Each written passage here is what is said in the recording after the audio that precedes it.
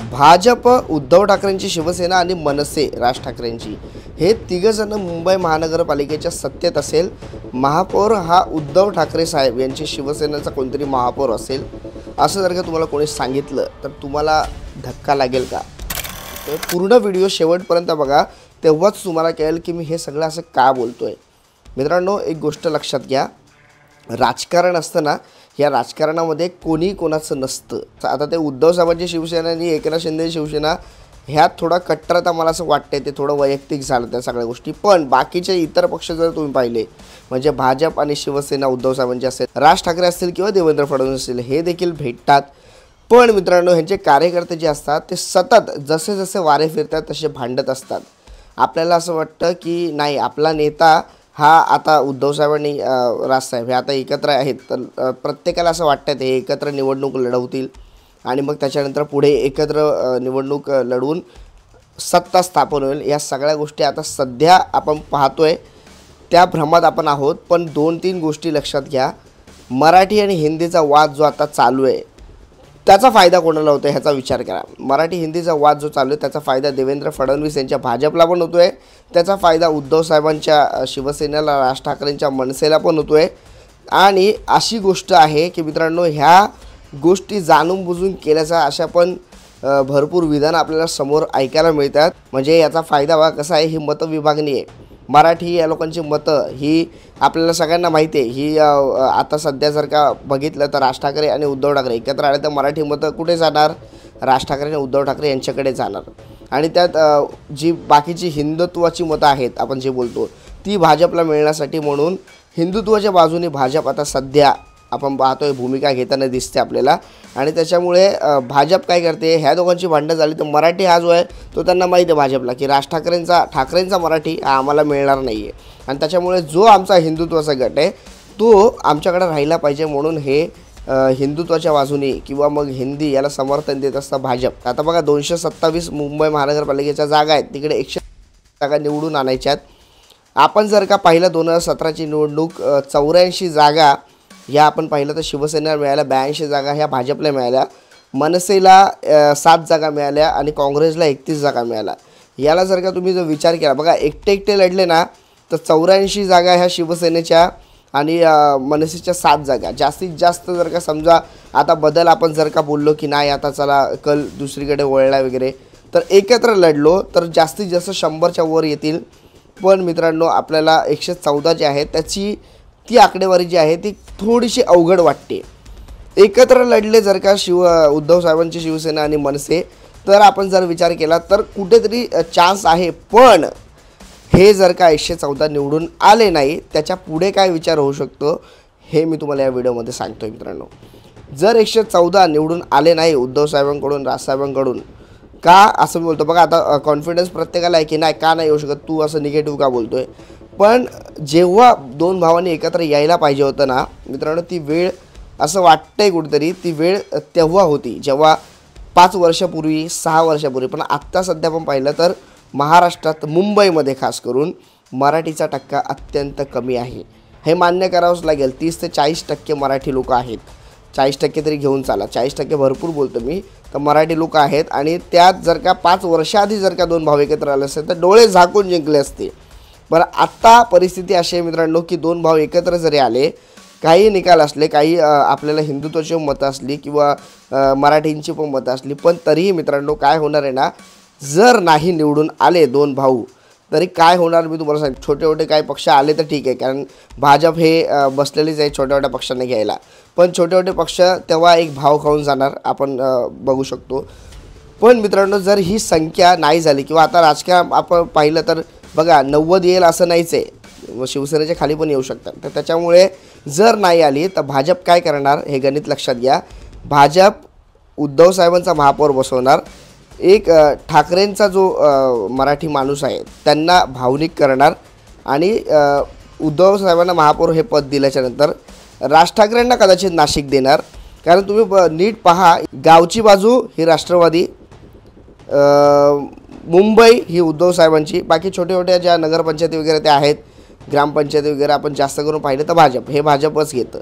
तर भाजपची डील असे असू शकते की मुंबई महानगरपालिका तुम्हाला घ्यायचे घ्या, कारण भाजपचा भाजपचा वाद हा पाहिलं तर छोट्या छोट्या पक्षांबरोबर नाही, त्यांचा सरळ वाद जो आहे तो काँग्रेसबरोबर आहे आणि त्याच्यामुळे त्यांना काँग्रेसला या भारतात या ह्याच्यात येऊन द्यायचं नाही आहे.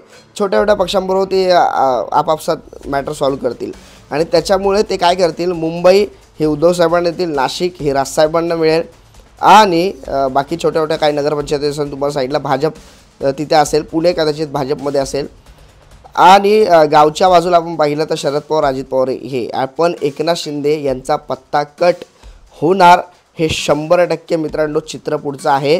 कारण भाजपच्याच IT सेलने आता सुपारी दिल्यात काही लोकांना, जे आता एकनाथ शिंदे साहेबांना संपवण्यासाठी म्हणून प्रयत्नशील आहेत. ही आतली बातमी आहे मित्रांनो आणि त्याच्यामुळे मी तुम्हाला हे जे सांगतोय पुढे तुम्ही बघा. जर का ठाकरेंचे 114 निवडून आले नाही तर ही गोष्ट निश्चित होणार. भाजप ठाकरेंना समर्थन देणार आणि उद्धव साहेबांचा महापौर बसणार, नाशिकमध्ये मनसेचा महापौर बसणार आणि पुण्यात भाजपचा महापौर बसणार. ही गोष्ट मित्रांनो आता लिहून घ्या. कल्याण ठाणे साईडला ते तो विषय वेगळा, मोठ्या मोठ्या ज्या महानगरपालिका आहेत त्याचा विषय मी तुम्हाला सांगतोय. आणि मित्रांनो कसं होणार बघा, तुम्ही आता एकनाथ शिंदे यांना संपवणार हे कोण जर का आपण विचार केला तर उद्धव साहेबांच्या शिवसेनेतून शेवटचे जे आमदार गेले ते म्हणजे उदय सामंत. आणि उदय सामंत आपल्याला वेळोवेळी राज ठाकरे यांना भेटताना दिसतात, उदय सामंत आपल्याला वेळोवेळी चर्चेत दिसतात. नक्की काय आहे मित्रांनो हे समजून घ्या. उद्धव ठाकरेंचा माणूस उदय सामंत आहे अशी देखील चर्चा आहे आणि उदय सामंत हेच एकनाथ शिंदेला संपवतात का हा देखील एक मित्रांनो चर्चेचा विषय आहे. याच्या पुढे मित्रांनो कसं आहे की एकनाथ शिंदेंनी जर का ऐकलं तर ठीक, नाही तर भाजप त्यांना संपवणार. ह्या चर्चेमध्ये मला असं वाटतं तुम्ही ऐकलं पण असेल ही चर्चा. आता मित्रांनो तुम्ही बोलाल एकनाथ शिंदेला का डावलत आहेत, कारण बघा एकनाथ शिंदेचा वापर हा फक्त विधानसभेसाठी होता. कारण एकनाथ शिंदे हे फक्त विधानसभेचे आमदार घेऊन आले होते. जर का आता महानगरपालिकेची निवडणूक आहे, आपल्याला पाहिजेत आता काय महानगरपालिकेमध्ये तर नगरसेवक, आणि नगरसेवक हे ठाकरेंकडेच आहे, उद्धव साहेबांच्या ठाकरेंकडेच आहेत आणि पूर्व नगरसेवक जे निवडून येऊ शकतात ते राज ठाकरेंकडेच आहेत. ही कल्पना भाजपला आहे आणि त्याच्याचमुळे मित्रांनो आता भाजप या ठाकरेंना जवळ करणार पण निवडणुकीच्या नंतर आणि ह्या गोष्टी घडणार मित्रांनो. कारण आता एकनाथ शिंदे यांची गरज ही भाजपला नाही आहे आणि त्याच्याचमुळे जर ते त्यांचं ऐकून राहिले तर ते टिकतील, नाही ऐकून राहिले तर मित्रांनो मग एकनाथ शिंदेचं काय खरं नाही. आणि त्यामुळे आत्ता जी ह्याची काय बोलतात त्याला विधानसभेची निवडणूक झाली तेव्हा अजित पवार यांना जवळजवळ काय 42 काहीतरी जागा मिळाल्या, आता ते 42 समथिंग. तर तो एक धक्का एकनाथ शिंदेना बसला, तो भाजपने दिला की बाबा रे तुम्ही नाही तर आम्हाला एक ऑप्शन आहे. आणि मित्रांनो एक गोष्ट नीट लक्षात घ्या की शिवसेना आणि धनुष्यबाण हे एकनाथ शिंदेंना पूर्णतः मिळालं नाही आहे. त्याच्यावर पण आता हे कोर्टमध्ये केसेस चालू आहेत, त्या सगळ्या गोष्टी चालू आहेत. पूर्णतः त्यांना का देत नाही एकनाथ शिंदेना, कारण एकनाथ शिंदेला शिवसेना दिली तर मग एकनाथ शिंदेचा जो काय अंतर्गत असेल तो अजून जास्त त्यांचं समजून जातं त्या गोष्टी. त्यामुळे भाजपनी कसं रखडून ठेवलेलं आहे या गोष्टी. उद्या तुम्ही जर का काय केलं तर आम्ही उद्धव साहेबांना शिवसेना देणार आणि त्यांना मग जवळ करणार, ही गोष्ट भाजपने खेळी केलेली आहे. आणि त्याच्यामुळे कोर्ट आपण जर का नीट विचार केला मित्रांनो, बाजू तुम्हाला माहिती आहे, निर्णय कोणाच्या बाजूने देणार, ज्यांची सत्ता केंद्रात त्यांचाच कोर्ट, असं आपण नीट जर, कारण आपण पाहिलं तर आज राष्ट्रपती असेल किंवा निवडणूक आयोग असेल, कोर्ट असेल, हे आपण सगळे बोलतो, असं मी नाही हे सांगत आहे, पण सगळे जरा बोलतात की त्याचे निकाल हे भाजप प्रेरित असतात आणि त्याच्यामुळे भाजपने हा निकाल थांबवून ठेवलेला आहे. उद्या 100% उद्धव साहेबांना शिवसेना अधिकृतरित्या भाजपकडून दिली जाणार. आणि मित्रांनो भारताचं पण तुम्हाला सांगतो, भाजप हे कसं आहे ना, भारताच्या लेवलला राजकारण त्यांना करायचं, त्यांना राज्यामध्ये समजून सगळं घ्यायचं आणि त्याच्यामुळे त्यांना टिकायचं आहे. म्हणून एक सिंपत्ती प्राप्त करणं असं ना, जरा मुंबई भेटली नाही तरी उद्धव साहेबांना मुंबई देते, उपमहापौर घेतील, काय असं ते पद घेतील, पण एक सिंपत्ती निर्माण करणार आणि ती सिंपत्ती लोकसभेला नरेंद्र मोदीच्या बाजूने ठाकरेंचे हे जे मराठी मत आहेत ते उभे राहू शकतात. जर का ठाकरेंना महापौर पद दिलं भाजपने तर एक सिंपत्ती निर्माण, जशी सिंपत्ती एकनाथ शिंदेनं मुख्यमंत्री बनवून केलं तशी सिंपत्ती भाजप परत एकदा ठाकरेंच्या बाजूने निर्माण करू शकते. ही पुढची मी तुम्हाला गोष्ट सांगतो मित्रांनो. जर का 114 ठाकरेंचे आले नाही तर 114 आले तर मग ते गणित वेगळं होईल. आणि दुसरी गोष्ट मित्रांनो, येणाऱ्या पुढच्या काळात आपण पाहू शकतो, मला असं वाटतंय राष्ट्रपती हे नरेंद्र मोदी होतील. आता राष्ट्रपती बसवतात कोण, खासदार आमदार, तर राष्ट्रपती जे आहेत ते नरेंद्र मोदी होतील एवढं 100% मित्रांनो. आणि कदाचित येणारे आपली पुढची प्राईम मिनिस्टर ही महिला असू शकते. ह्या ज्या गोष्टी मी तुम्हाला सांगतो ना, मला काही त्यांनी सांगितलेल्या गोष्टी आहेत ज्या मी तुम्हाला आता सांगितल्या मित्रांनो. ही गोष्ट तेवढीच खरी आहे, कडू आहे, सत्य आहे. आपण विचार करतो सगळे आपापसात भांडतायत, आपण भांडतो, पण माझी ग्राउंड लेवलच्या कार्यकर्त्यांना हेच विनंती, बाबा रे तुम्ही राजकारण नीट समजा.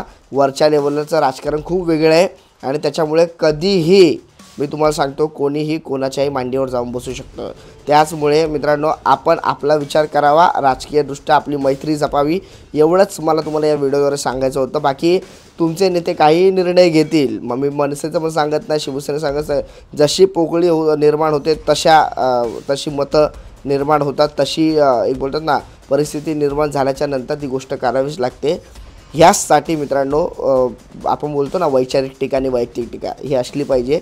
वैचारिक टीका ही एखाद्याच्या व्यक्तीच्या कामांवर असली पाहिजे, त्यांच्या भूमिकांवर असली पाहिजे, त्यांच्या वैयक्तिक आयुष्यावर नसली पाहिजे. हे मी तुम्हाला सातत्याने सांगत आलो. याच्या पुढेही ते लक्षात ठेवा मित्रांनो. बरेच जण मला बोलतात की मनसे आणि भाजप एकत्र नाही येणार सगळ्या गोष्टी, पण येणाऱ्या काळात ही गोष्ट देखील घडू शकते. एवढंच मला तुम्हाला सांगितलं. आजचा व्हिडिओ जरा मोठा झाला, पण जे गोष्टी मी तुम्हाला सांगितलं मित्रांनो, मला असं वाटतं हा व्हिडिओ तुम्ही सेव्ह करून ठेवा. येणाऱ्या पुढच्या काळामध्ये ह्याच गोष्टी घडणार ज्या मी तुम्हाला सांगितल्यात, जर ठाकरेंचे 114 आले नाही तर.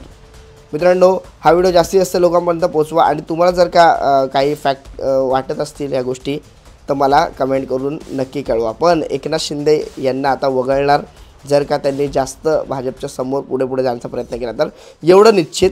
आणि ठाकरे आणि भाजप जर का 114 ठाकरेंचे आले नाही तर मग एकत्र येणार, एवढं निश्चित. हे लिहून घ्या, कारण कुठेतरी सत्ता बसवण्यासाठी म्हणून बाबा रे ती 114 नगरसेवक हे बसवावे लागतात. कुठेही प्रत्येक ठिकाणी मदत घ्यावीच लागणार, ही गोष्ट नीट लक्षात घ्या. कारण मित्रांनो कसं आहे, आता सध्या मुंबईमध्ये आपण खूप उशीर झाला, मराठी माणूस हा जो आहे अगदी अल्प प्रमाणात आता सध्या आहे. त्याच्यामुळे आपणही आपल्या डोळ्याची पट्टी काढून आता जे निर्णय घेतील ते मोठमोठ्या लेवलला ते लोक घेत असतात, त्यांचा अनुभव आपल्यापेक्षा दांडगा असतो. त्यामुळे जो निर्णय घेतील राजसाहेब सत्तेत येण्यासाठी तो आपण मंजूर मान्य करून पुढे जाऊयात, एवढंच मला तुम्हाला सांगायचं आहे. कारण जे काही निर्णय असेल ते महाराष्ट्राच्या मराठी माणसं येण्यासाठी महाराष्ट्रात असतील राजसाहेबांच्या पॉईंट ऑफ व्ह्यूने, एवढं तुम्ही लक्षात घ्या फक्त. आता हे सगळं सांगितलं जे तुम्ही मला विचाराल की अरे मग निवडणुकीच्या आधीच ठाकरे हे भाजपबरोबर का नाही जात आहेत.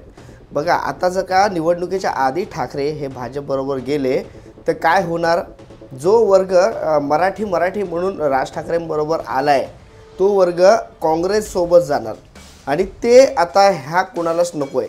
आणि त्याच्यामुळे मित्रांनो कसं आहे की एकदा निवडून आल्याच्या नंतर जेव्हा महापौर हा ठाकरेंचा बसणार त्याच्यानंतर ती सिंपत्ती जी मिळणार भाजपला, ती सिंपत्ती भाजपला लोकसभेच्या निवडणुकीसाठी कामाला येणार. आणि भाजपचं लक्ष एकच असतं, फक्त आणि फक्त काँग्रेसला संपवणं आणि लोकसभेमध्ये आपल्याला ही बाकीची जी राज्यातली सगळी मतं आहेत ती सोबत असणं. ही राज्यातली मतं जी आहेत ती फक्त त्यांना हवी आहेत आणि ती महाराष्ट्रात फक्त अर्धी म्हणजे अर्धा विषय असं ठाकरेंकडे आहे. ही कल्पना भाजपला आहे आणि त्याच्यामुळे निवडणुकीच्या आधी जर का हा निर्णय घेतला भाजपबरोबर एकत्र लढवण्याचा तर ती एक वेगळीच एक बोलतात ना की काँग्रेसला भरपूर काही मतं त्याचे फायदे होऊ शकतात, जी नाराज मतं आहेत ती. तर हीच स्ट्रॅटेजी मित्रांनो असणार आहे. कारण आपण प्रत्येक वेळेला बघतो सत्ता स्थापन करण्यासाठी म्हणून आपण निवडून देतो एकाला, पण नंतर जे सत्ता बसवते आपले ह्याच्यातून त्याच्यातून तगडी घालून सत्ता बसते. आणि तशाच प्रकारे महानगरपालिकेला पण सत्ता बसणार हे निश्चित आहे. हे तुम्ही पुढे बघा. कारण मित्रांनो 2 ठाकरे भाऊ एकत्र येणार याचा असा कल्लोळ झालेला आहे की ह्याच्यामध्ये आता भाजप ही जी आहे ना तिला एक शत्रू म्हणूनच पाहिले जाते या 2 ठाकरेंच्या समर्थकांकडून, या 2 ठाकरेंच्या बंधूंच्या जे चाहते आहेत त्यांच्याकडून. पण जेव्हा भाजप यांना महापौर म्हणून बसवेल स्वतः तेव्हा ती एक सिंपत्ती निर्माण करेल, ही गोष्ट तुम्ही लक्षात घ्या. तर तुर्तास थांबतो मित्रांनो. जास्तीत जास्त व्हिडिओ लोकांपर्यंत शेअर करा. जय हिंद, जय महाराष्ट्र.